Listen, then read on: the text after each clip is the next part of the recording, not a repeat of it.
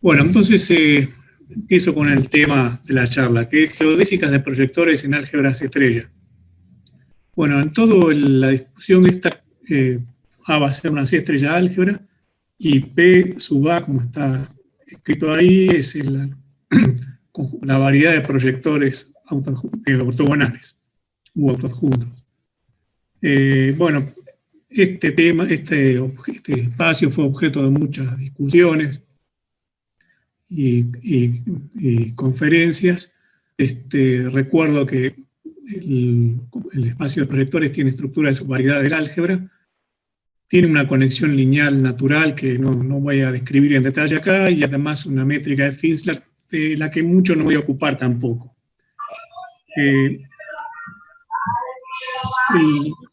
El resultado principal sobre el que va a rondar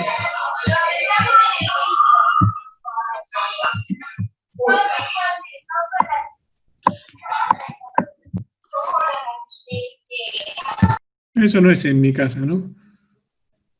Ahí está. El resultado, bueno, sobre el que va a rondar esta discusión va a ser el resultado de Horacio Porte y Lázaro del 87, que dice que si dos proyectores están a distancia menor que uno en un álgebra, entonces hay una única geodésica que voy a llamar normalizada, que une P con Q. Una geodésica normalizada es una curva, como está descrita ahí, conjugar con una exponencial, con parámetro t y exponente z. El z es antihermitiano. Esto, la condición de que P, Z, P ortogonal, Z, P ortogonal es 1 menos P.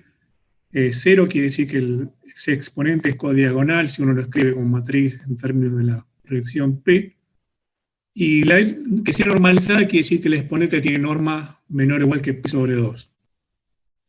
Bueno, y la geodésica lo que hace es unir los dos proyectores, o sea, t igual a 0 pasa por P y en t igual a 1 pasa por Q.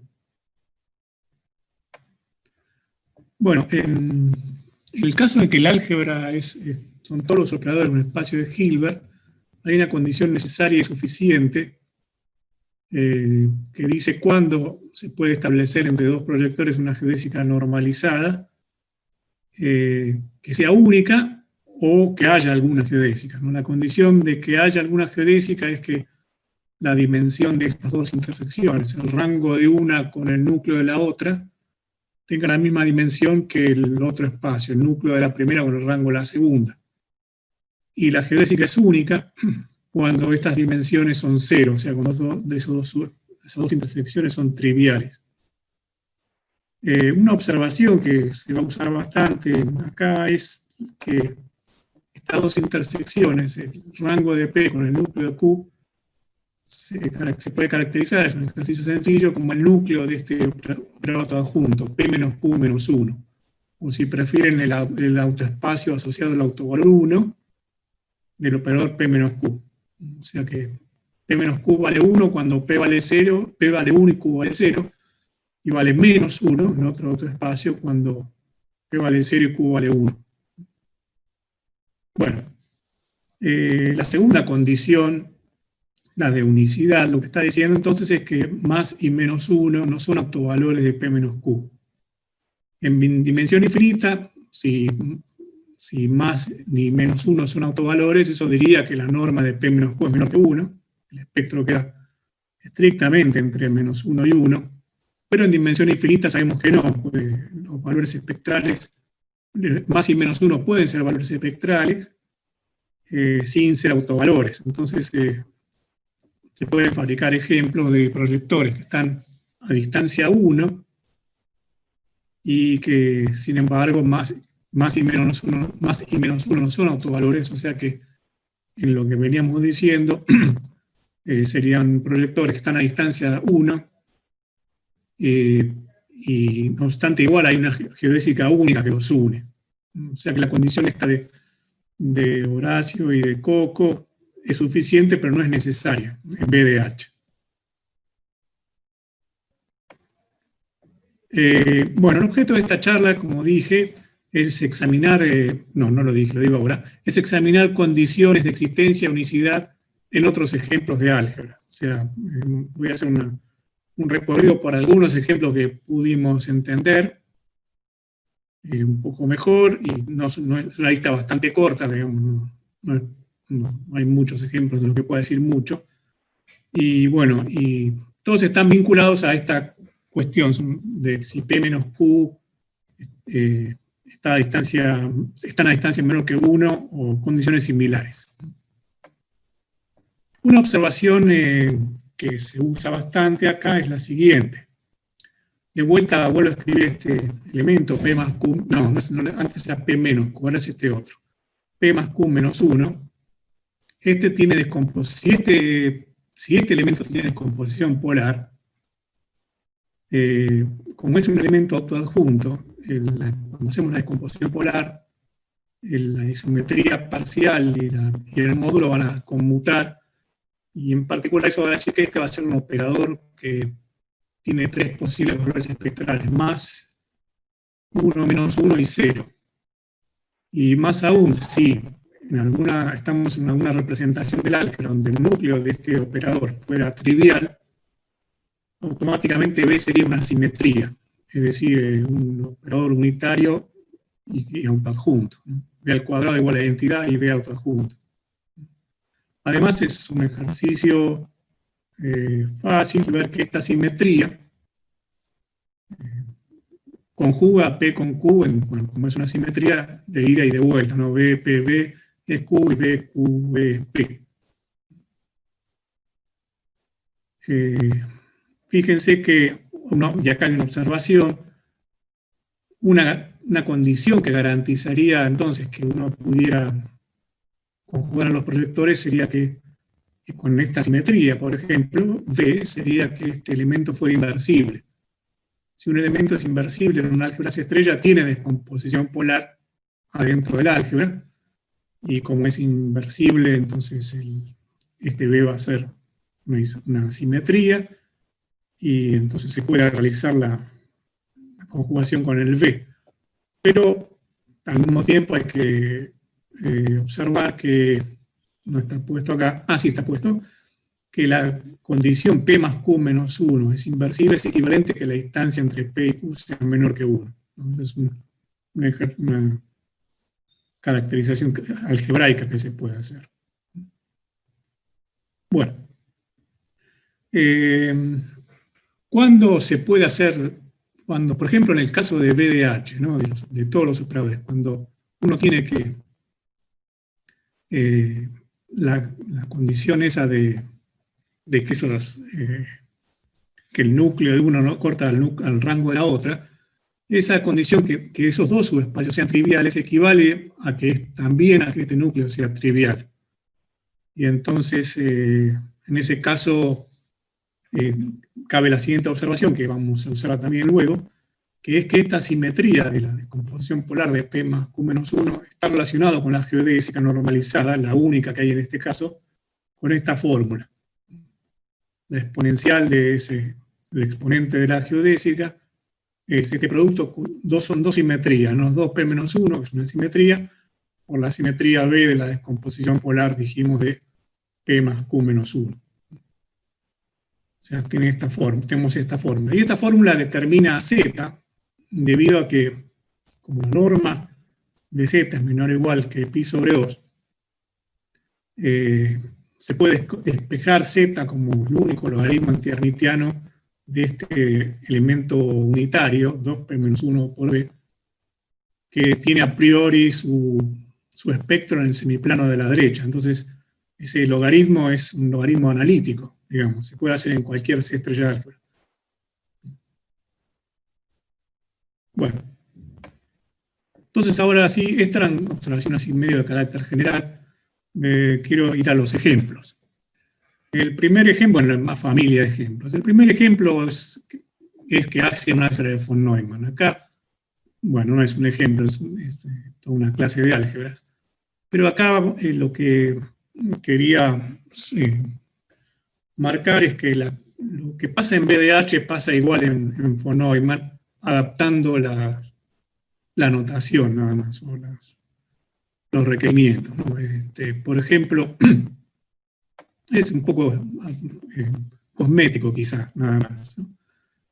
Por ejemplo, la condición de que el rango de una proyección no corte al núcleo de la otra, lo corte trivialmente y viceversa, se puede formular así, que el mínimo ínfimo entre P y Q ortogonal sea cero y lo mismo para el ínfimo entre P ortogonal y Q.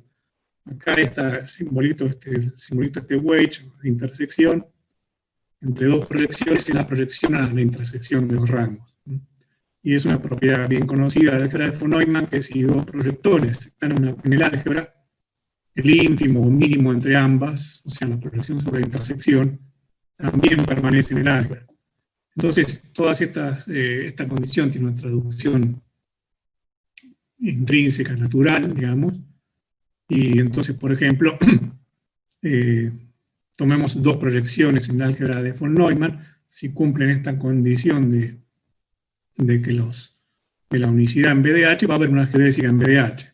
Entonces la única pregunta que queda para responder es si esa geodésica que hay en BDH va a permanecer en A.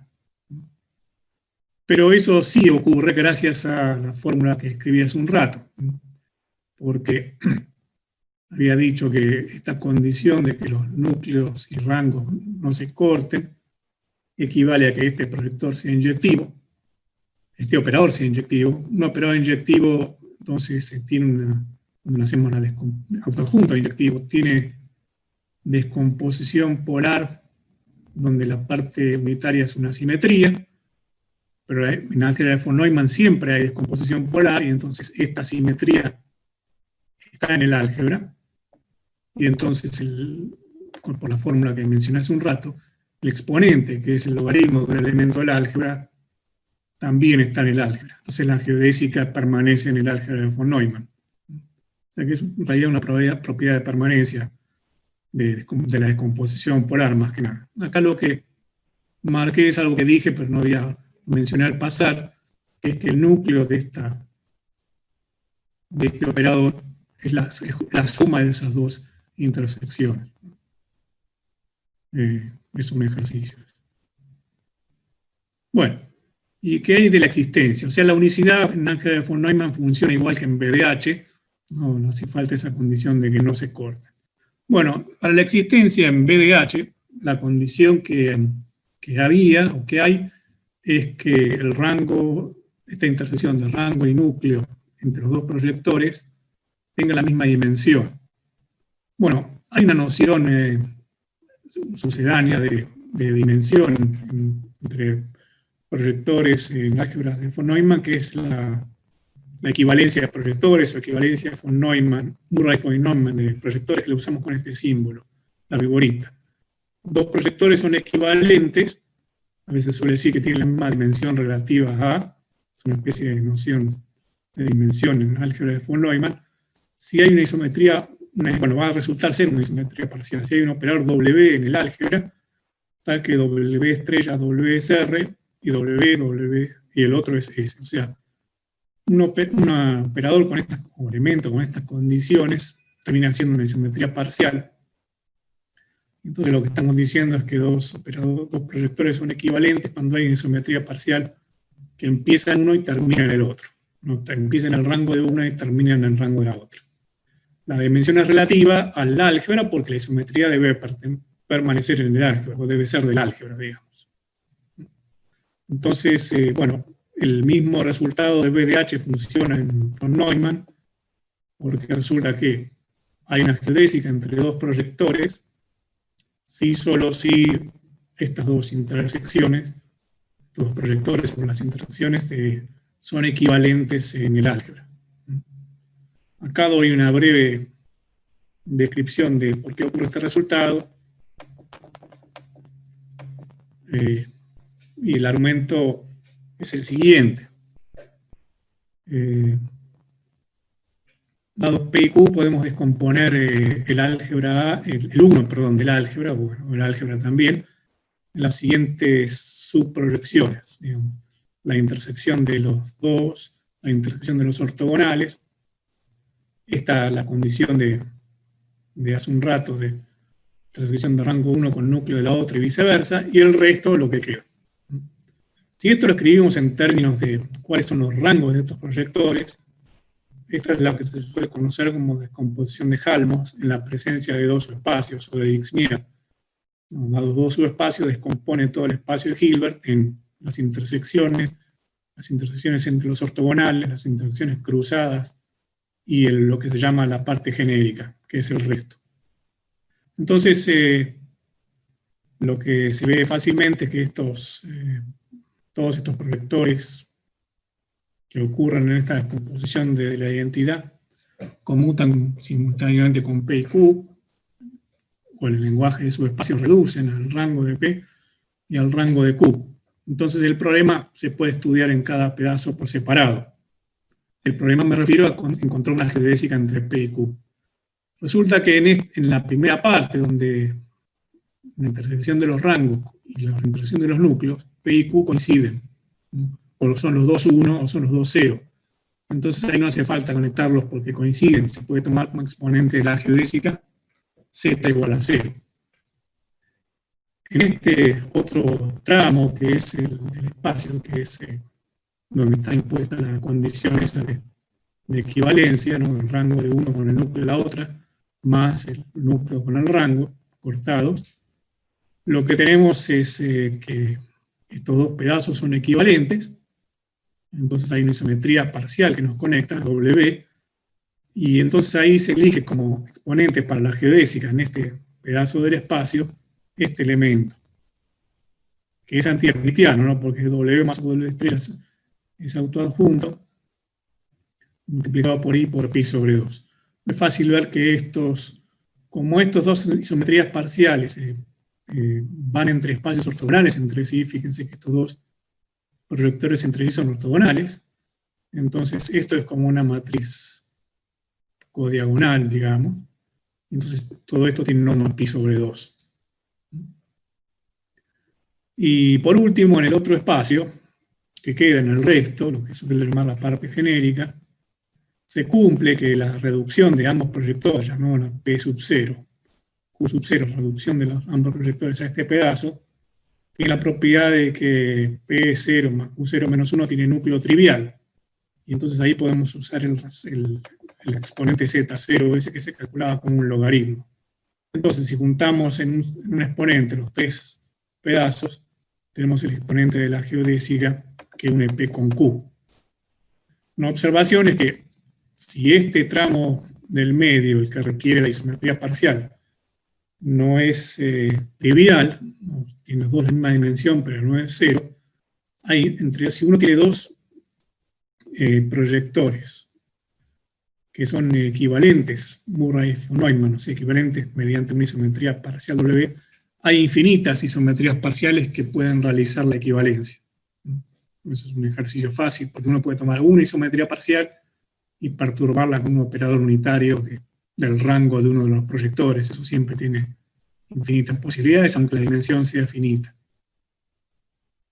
Bueno, o sea que eso es la razón por la cual funciona bien, casi igual, digamos, el argumento que en vez de H, cuando uno reemplaza la igualdad de dimensiones por la equivalencia de proyectores. Si además el álgebra es lo que se llama un factor finito, factor quiere decir que la intersección del álgebra con el conmutante es lo más chico que puede ser, son los números complejos, es decir, el centro del álgebra consiste de escalares nada más, y que sea finito, acá lo vamos a decir que tiene una traza, una funcional traza, el mismo estilo de las matrices finitas, que es fiel, eso quiere decir que ningún positivo tiene traza cero, que sea normal, o sea, continua para la topología débil que hay en la álgebra de von Neumann. Un hecho bien general es que cuando uno tiene una traza en estas condiciones, en un factor finito, la traza sirve para detectar la equivalencia entre proyectores. Los dos proyectores son equivalentes si solo si tienen la misma traza. Además, cuando se trata de un factor finito, la equivalencia de Murray y von Neumann con simetrías parciales equivale a lo que se llama la equivalencia unitaria, o sea que hay un unitario que los conjugue. Y como estamos en una álgebra de von Neumann, eso equivale a que en la variedad de proyectores, ambos proyectores estén en la misma componente. O sea que con la traza detectamos equivalencia unitaria y pertenencia a la misma componente. Qué feo que salió esto. Bueno, y lo que resulta en factores finitos es que hay geodésica entre P y Q, solo si los proyectores tienen la misma traza. En otras palabras, dos proyectores que estén en la misma componente de la variedad de proyectores van a ser unidos según una geodésica. O sea, en cada componente conexa vale el teorema de que cualquier par de puntos se une con una geodésica. No necesariamente única, pero sí que existe. Una geodésica, como dije, normalizada. Bueno, lo que hay que chequear es que es la ida, ¿no? Porque si hay una geodésica, quiere decir que hay un unitario que los conjuga y entonces claramente van a tener la misma traza. Hay que ver que si tienen la misma traza, entonces hay una geodésica, es decir, hay que comprobar que si tienen la misma traza, esos dos proyectores que dije hace un rato, P y Q ortogonal, y P ortogonal y Q, ambos, estos también tienen la misma traza. O sea, si P y Q tienen la misma traza, que estas intersecciones tienen la misma traza. Eso seguramente es una cosa elemental, pero bueno, y la prueba que hay acá es elemental también, por ahí seguramente digo, es una cosa bien conocida, pero como sea, hay una prueba bien fácil de este hecho, que es la siguiente. Recordamos que P y Q ortogonal, la intersección entre P y Q ortogonal, es el proyección sobre el autoespacio 1. Entonces, llamémosle a la medida espectral del operador P menos Q.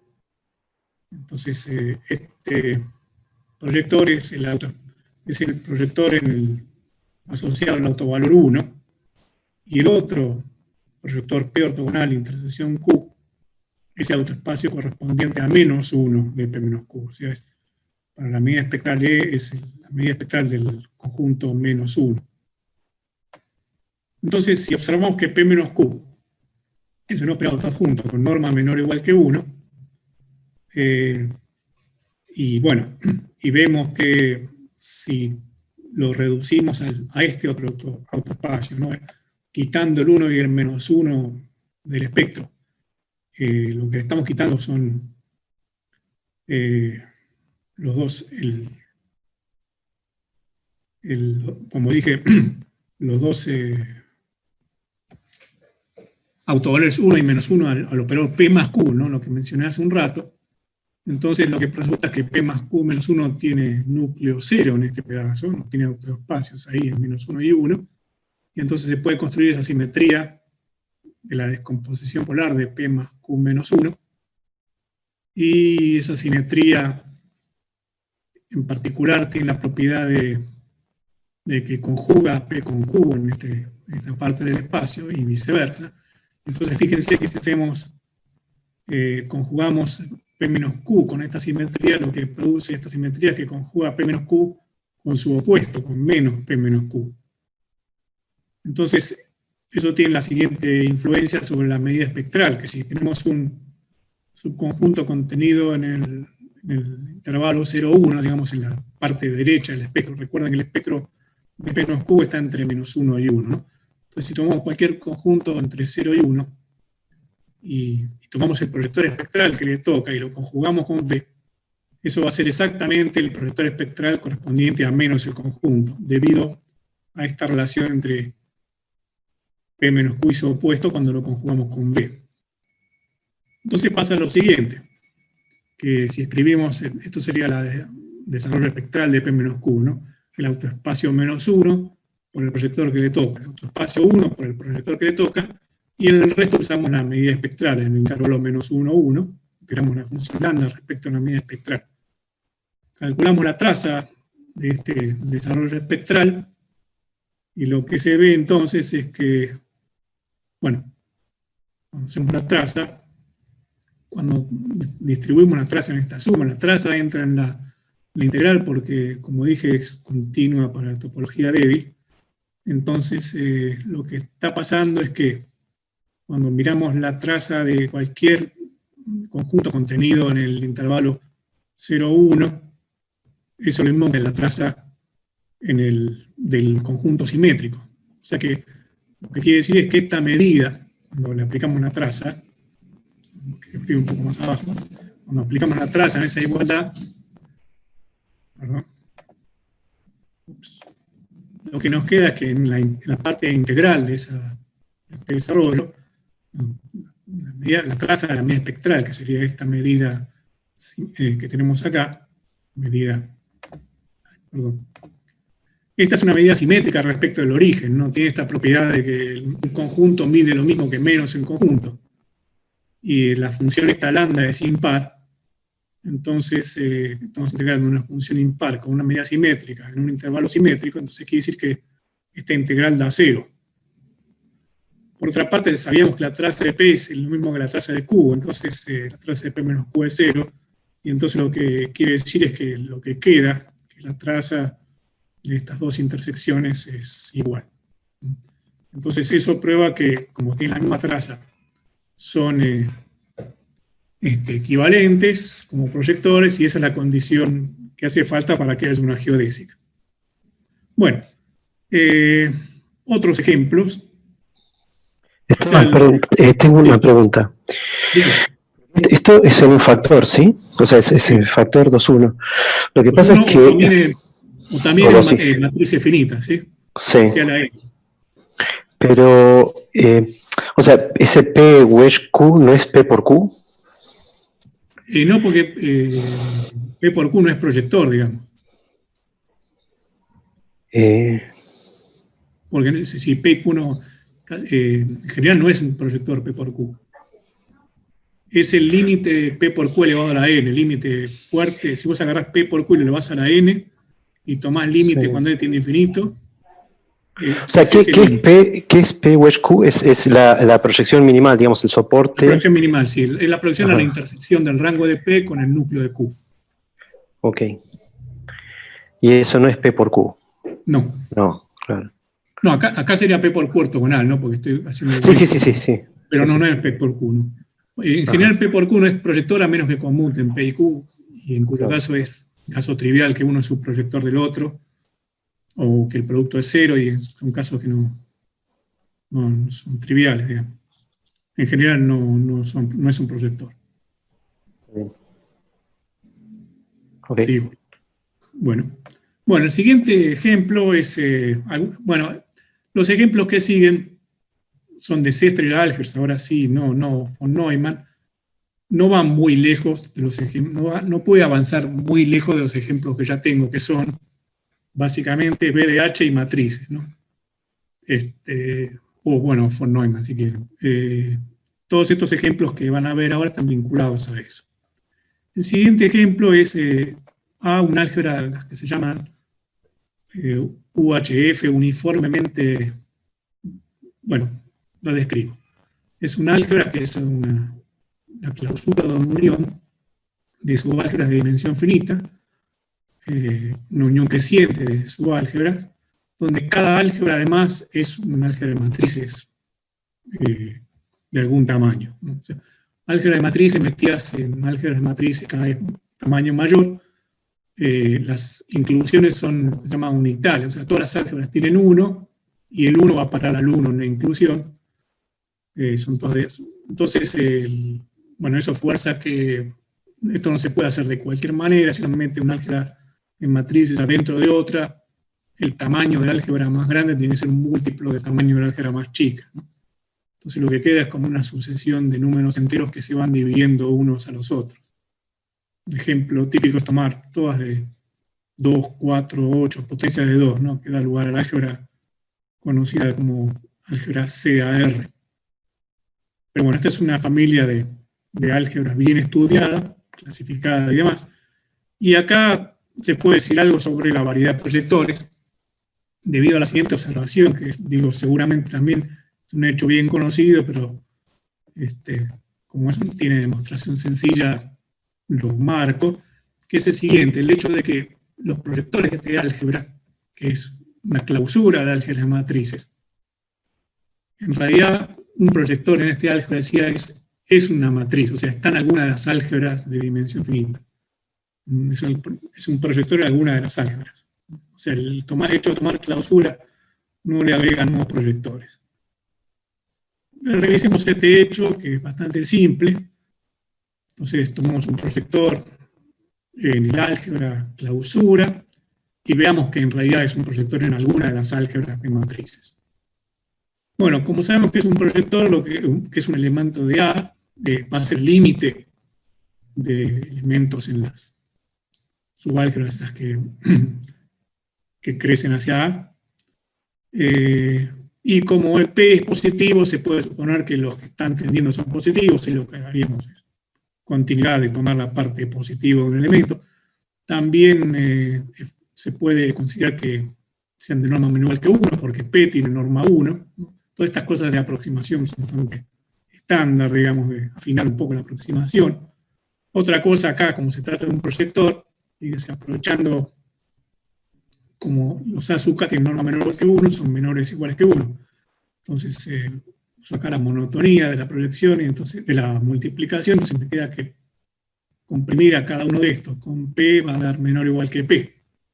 Y estos también tienden a P, porque P es un proyector. Entonces, también se puede suponer que los A sub k son más chicos que P, lo que aproxima.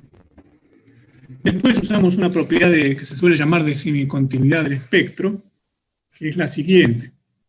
Si uno tiene un conjunto, todo ocurre en R porque son todos elementos autoadjuntos y positivos. Si uno tiene un abierto en R que contiene el espectro de P, y P es límite de otros elementos autoadjuntos, entonces lo que ocurre es que a partir de un cierto K sub 0, digamos, el espectro de los aproximantes se mete dentro del mismo abierto. O sea, si un abierto contiene el espectro de P, a partir de un momento, se puede suponer que todos los de la sucesión también tienen el espectro metido allí adentro.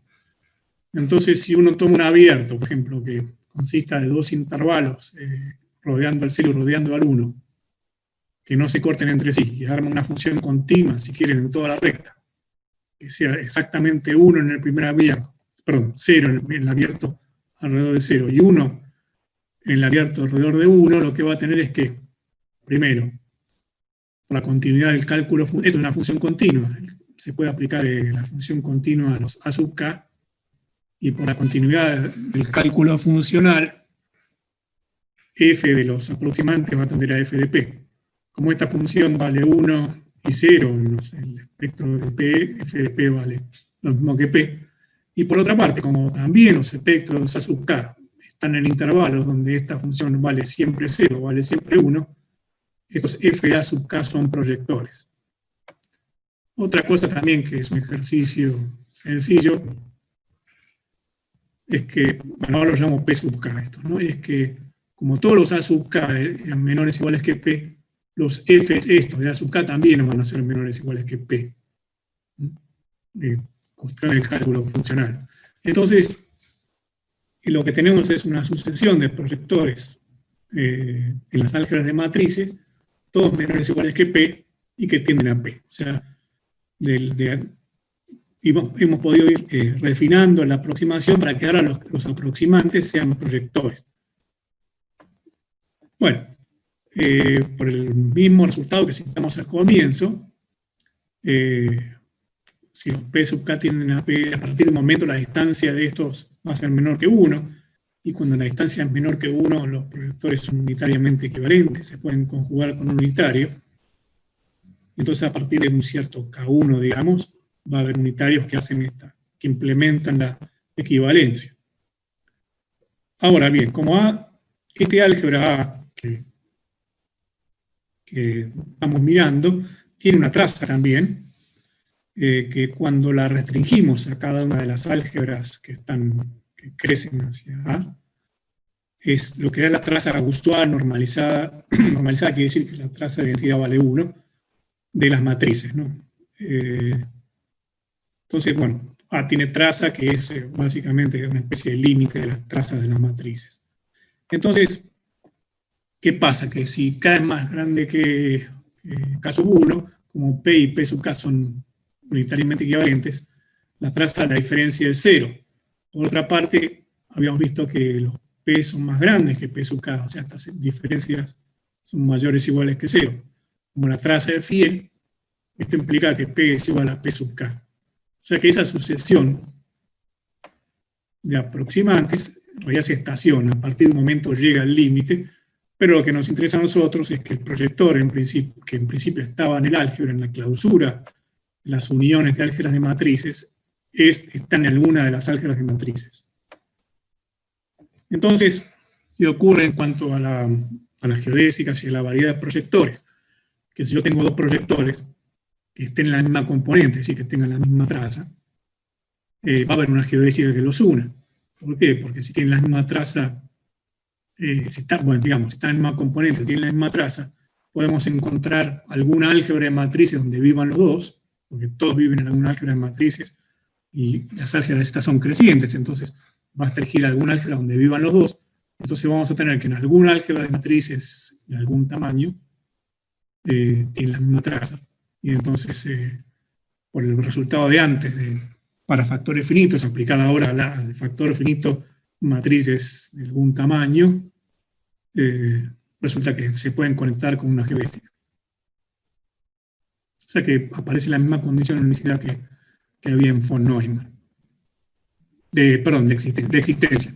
Y la condición de unicidad se puede ver que también funciona igual, porque una vez que hay una geodésica, es un problema en un álgebra de matrices. Entonces es un álgebra de von Neumann y se usa el mismo resultado.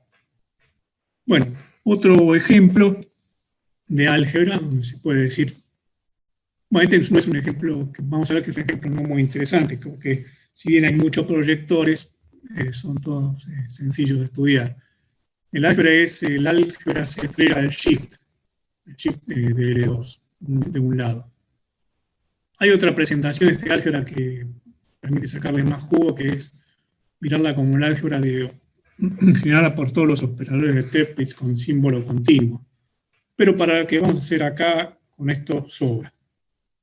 Bueno, un ejercicio sencillo es que esta estrella álgebra contiene a todos los operadores compactos. Se puede ver a mano eso.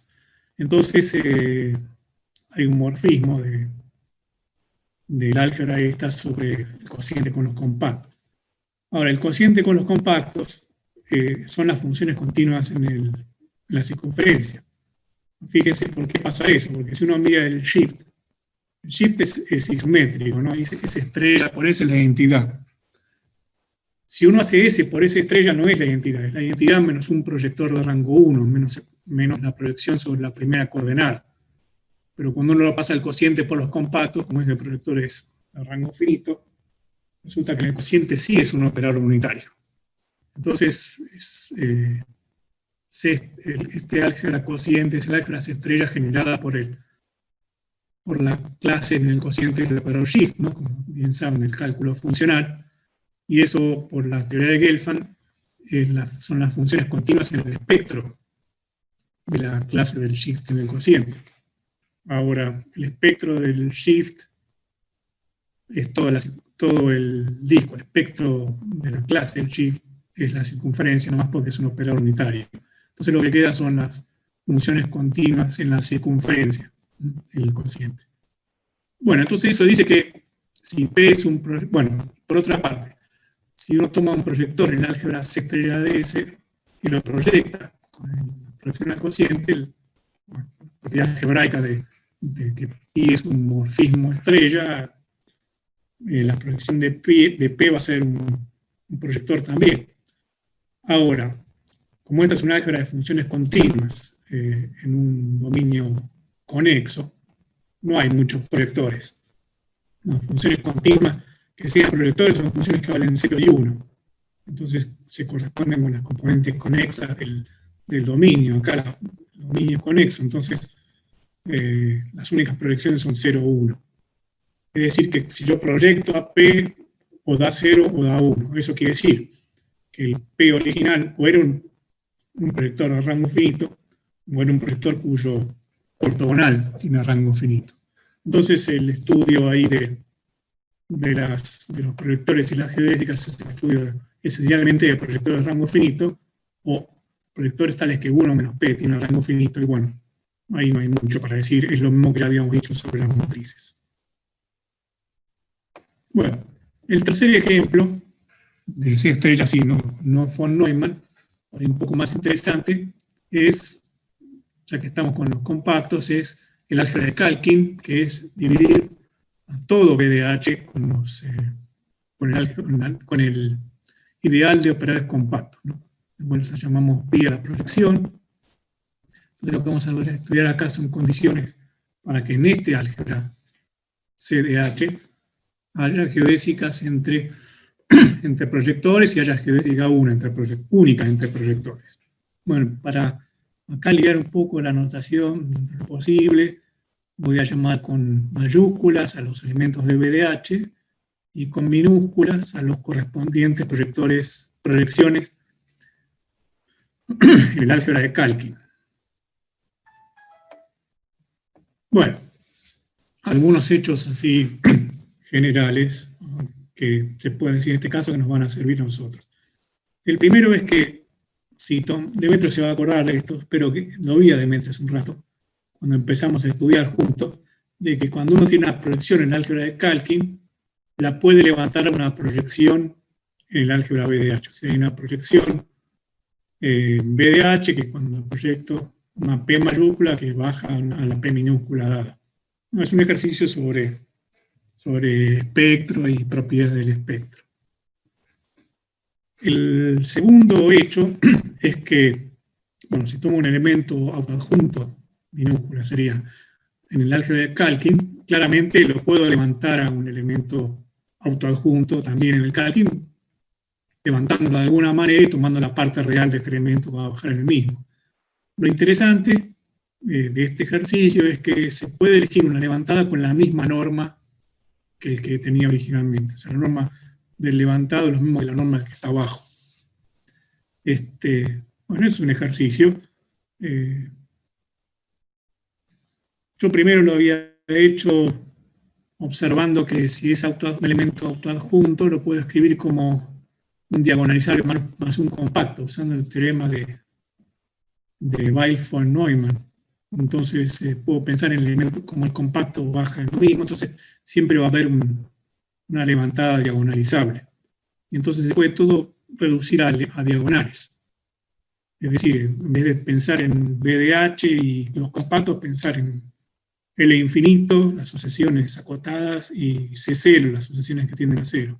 Entonces, este ejercicio con el teorema de Weil-von Neumann se traduce en el ejercicio de que análogo en L infinito y L infinito dividido C0, que si uno tiene una sucesión en el cociente, la levanta a una de la misma norma.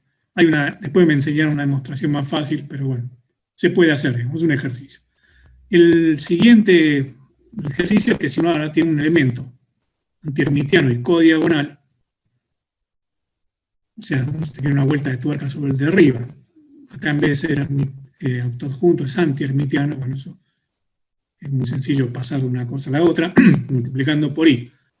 Entonces, digo, se puede conseguir un elemento, si uno tiene un elemento antihermitiano y codiagonal respecto de una proyección en el cociente, en el álgebra de Calkin, se puede conseguir una levantada codiagonal con la misma norma y también que sea un proyector que levante al proyector P minúscula y que la relación que había entre estos dos, de que el Z es P codiagonal, se mantenga entre los levantados, ¿no? Que el Z levantado sea P codiagonal. Este es un ejercicio bastante fácil también, básicamente es, bueno, un ejercicio, no importa mucho. Entonces, ¿qué resulta de esto? Que si uno tiene una geodésica, digamos, delta mayúscula, dije bien, delta mayúscula, una geodésica normalizada, y la baja va a tener una geodésica normalizada en el cociente. Eso es simplemente porque el cociente es, la proyección al cociente es un morfismo y es contractivo. Pero dos, que provienen de los ejercicios de arriba, es que si uno tiene una geodésica normalizada en el cociente, lo que va a tener son estos datos, ¿no? va a tener, perdón, un P minúscula, un Z minúscula, codiagonal y de norma menor o igual que pi sobre 2, bueno, lo puede levantar a un Z codiagonal y a un, respecto a la levantada de un proyector. Entonces se encuentra una geodésica arriba que baja en la geodésica que está abajo. O sea, puede levantar geodésicas normalizadas a geodésicas normalizadas, levantando los exponentes usando el ejercicio de arriba. Bueno, entonces, ¿qué se puede decir en el Calkin? Bueno, en el Calkin se puede decir lo siguiente.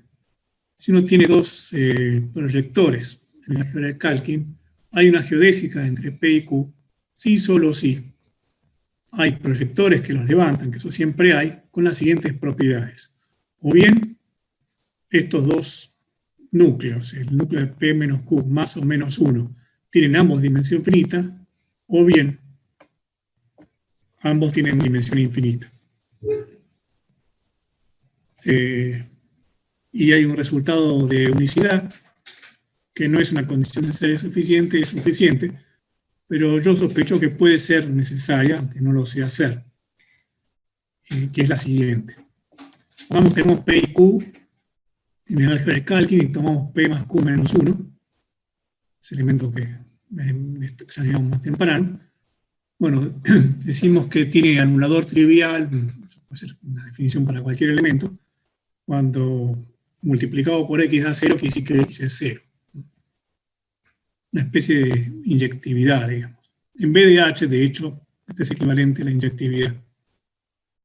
En general no. Bueno, entonces, observación es que tener anulador trivial es más débil que ser inversible, ¿no? Porque recuerden que P más Q menos 1 inversible es equivalente a, y además P más Q menos 1 inversible es equivalente a que esté en una distancia menor que 1. O sea que esto es una condición más débil que pedir que la distancia sea menor que 1. Y bueno, y esto es una condición suficiente. O sea, no sé si lo anuncié o lo dije.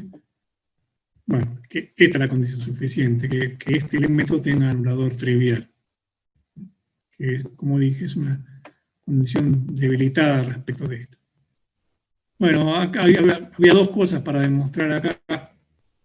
Entonces la cuestión de la existencia y la cuestión de la unicidad. La cuestión de la existencia la salteé, si a alguno le interesan los detalles se los puedo mandar. Entonces, como había un tiempo limitado y está más vinculado con lo que decía antes, quería hablar un poco de la unicidad. Bueno, la unicidad, ¿por qué ocurre? Pongámosle que tenemos dos geodésicas entre P y Q, que se llaman delta y delta prima.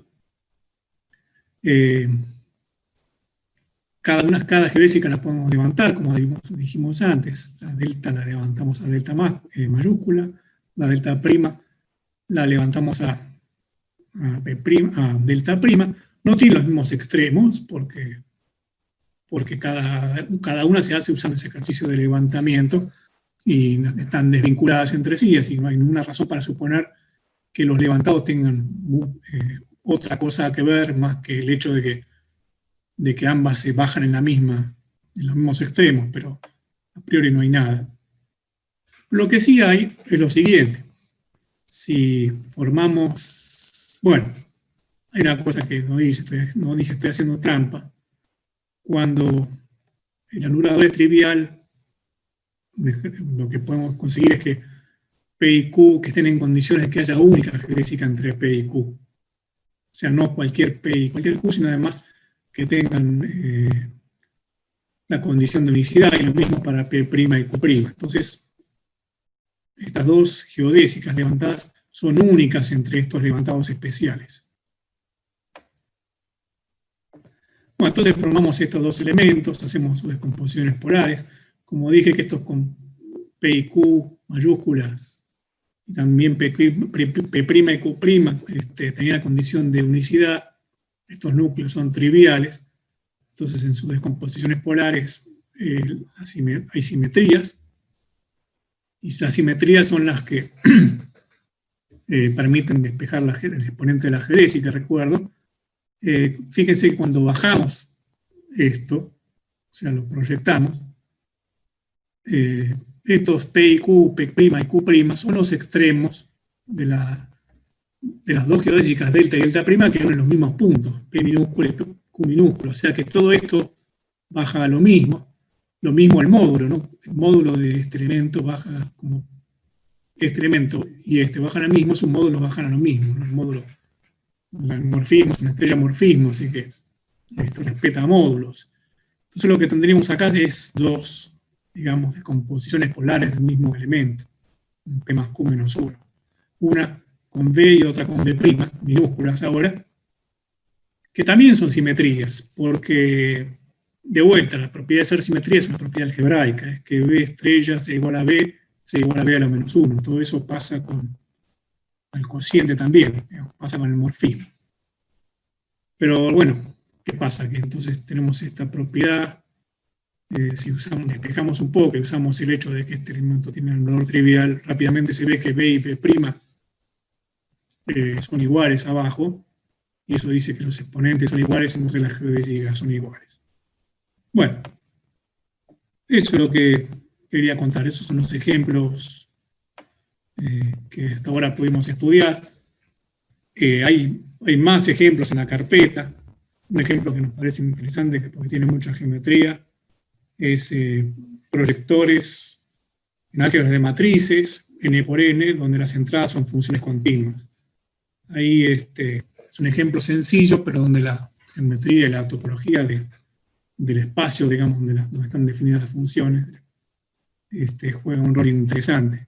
Entonces ese es un ejemplo que queremos estudiar, y otros, bueno, que vendrán. Cualquiera que tenga algún ejemplo sobre el que sepa bastante y quiera poner a prueba esto, o ponerse a estudiar esto, bienvenido, si quiere colaborar conmigo, o si quiere hacerlo por su cuenta y contármelo.